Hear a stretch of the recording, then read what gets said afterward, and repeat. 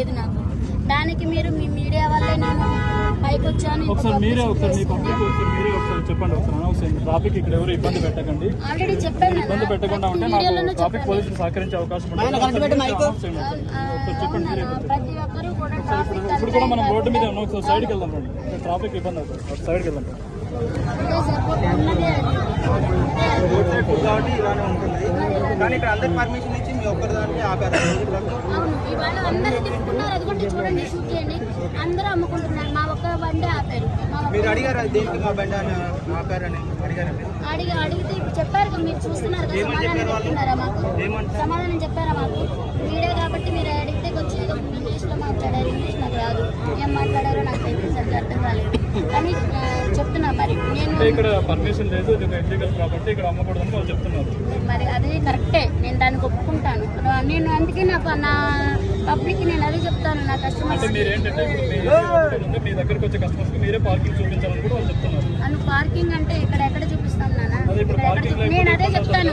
ఇక్కడ మామూలుగా మాకు చెప్పిన ఇదైతే ట్రాఫిక్ పోలీసు వాళ్ళు ఇబ్బంది లేకుండా అమ్ముకోండి, ఇబ్బంది లేకుండా అమ్ముకుంటే వాళ్ళు కూడా మా జోలికి రాదు, వాళ్ళు కూడా మా జోలికి రాదు. అది వాస్తవం, ఎందుకంటే వాస్తవాన్ని ఒప్పుకోవాలి.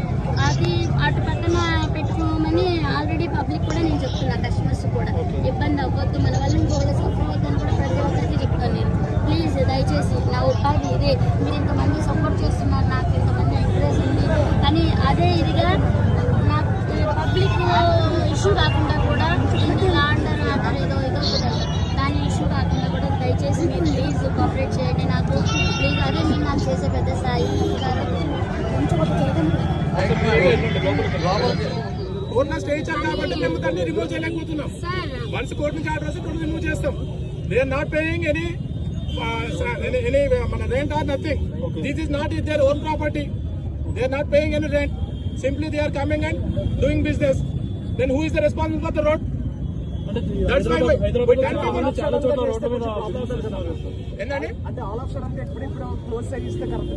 సడన్ గా కాదండి, since long time we are saying this one. చాలా మంది చేస్తున్నాము. దట్టు మేము కోర్టులో ఉంది కాబట్టి మా డ్యూటీ మేము చేస్తున్నాం. ఎక్కడైతే రోడ్ అప్డేట్ చేస్తుందో మేము అక్కడ ఫైన్ వేస్తున్నాం. చూడండి, ఇదంతా పార్కింగ్, ఇదంతా రోడ్ వే. ఒక 100 మంది వేస్తే థౌసండ్స్ ఆఫ్ మెంబర్స్ సఫర్ అవుతున్నారు ట్రాఫిక్ కి. మీరు చూడండి, యూ కెన్ సీ. ఇక్కడ జామ్ అవుతుందండి, ఇదంతా కేబుల్ మొత్తం జామ్ అవుతుంది. Because of this 100 people, thousands of people are suffering. Okay, that's why we are doing that one. This is not our personal issue. అందరూ చేసుకున్నారు కదా సార్, బిజినెస్ అందరూ చేసుకున్నారు. ఎక్కడైతే డిస్టర్బెన్స్ లేదో అక్కడ మాత్రమే మేము ఎంటర్ అవుతాము, కానీ స్ట్రిక్ట్ గా ఫాలో అవుతాం. సపోజ్ ఒక చిన్న బట్టి పెట్టుకున్నాడు, ఏ ట్రాఫిక్ లేదు, ఎలాంటి ఇబ్బంది లేదు, అప్పుడు మేము కొంచెం కొద్దిగా హ్యూమానిటీ గ్రౌండ్స్ చేస్తాం. అంతే, అది కూడా లీగల్ కాదు. ఎవరికి ఇబ్బంది లేకపోతే ఇబ్బంది అది కూడా లీగల్ కాదు. ఇబ్బంది లేనంత వరకు కొద్దిగా మేము అంతేగాని ఎప్పుడైతే ట్రాఫిక్ జామ్ వచ్చి మీకు చూడొచ్చు, లేకపోతే ఎంత కేబుల్ జామ్ అయిపోతుంది. అందుకని ఇప్పుడు ఆల్మోస్ట్ 10 people ఇక్కడ వచ్చాం. సో మా కాన్స్టిట్యూషన్ మొత్తము ట్రాఫిక్ జామ్ మీద తప్పితే వాళ్ళ పర్సనల్ మీద డిపెండ్ చేయాలి కాదు.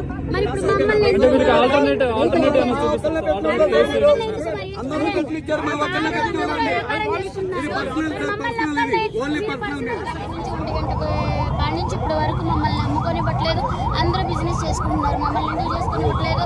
మరి పోలీసు వాళ్ళు మరి మమ్మల్ని ఎందుకు లేదు, ఎప్పుడు లేదు. ఈ రోజు మీకు ఎప్పుడైతే క్రౌడ్ ఇక్కడ ఎక్కువ వస్తున్నారో ఈ రోజు మీకు అంటే అంత గతంలో కూడా ఇట్లా జరిగినాయి, కాక ఇట్లా ట్రాఫిక్ ఇది వల్ల. కానీ ఇట్లా చేస్తే మళ్ళీ అమ్ముకొని ఇచ్చారు. మళ్ళీ ఏమైందో మరి ఏమో అర్థం కావట్లేదు. కానీ మా పబ్లిక్ కూడా నేను అందరికీ చెప్తున్నాను కదా, కొంచెం తయారివ్వండి, ఎక్కువ మన వల్ల ఇంకొకరు ఇబ్బంది కాకూడదని నేను ప్రతి ఒక్కరికి అదే చెప్తున్నాను. నేను అదే మీరు చాలా కూల్ గా మాట్లాడుతుంటారు, కానీ ఇది దీనికి అసలు ఏం చేయాలో ఏం అర్థం కావట్లేదు. మరి ఇంతమంది ఆకలితో వచ్చారు నా కోసము, కానీ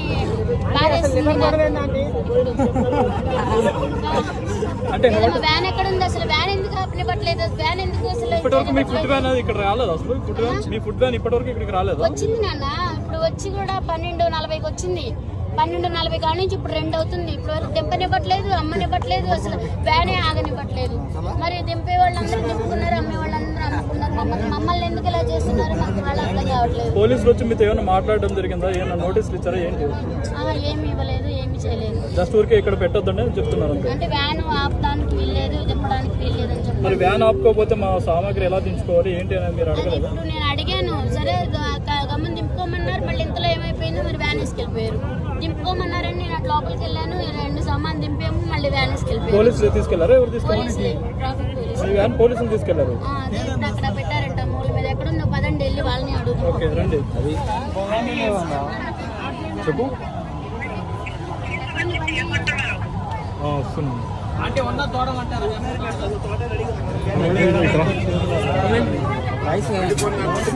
నమ్ముకొని ఇట్లా చూద్దాం, అందరూ నమ్ముకొని మన ఎందుకు నమ్ముకొని ఇట్లా చూద్దాం. ఏంటి ఇప్పుడు మళ్ళీ ఏమంటున్నారండి? వ్యాన్ రాని ఇట్లా వాళ్ళు వ్యాన్ రాని ఇట్లా అక్కడ మీడియా వాళ్ళు మరి మరి వీడియో వాళ్ళు వస్తున్నారు కానీ ఎంతమంది వస్తున్నారు కానీ ఏంటి మాకు ఇది? మీ వల్లే మాకు ఈ సమస్య అంతా. చూడండి, మేము అర్థం చేసుకోవట్లేదు. మీ వల్లే మాకు ఈ సమస్య. మా పట్టు కుడిపోతుంది.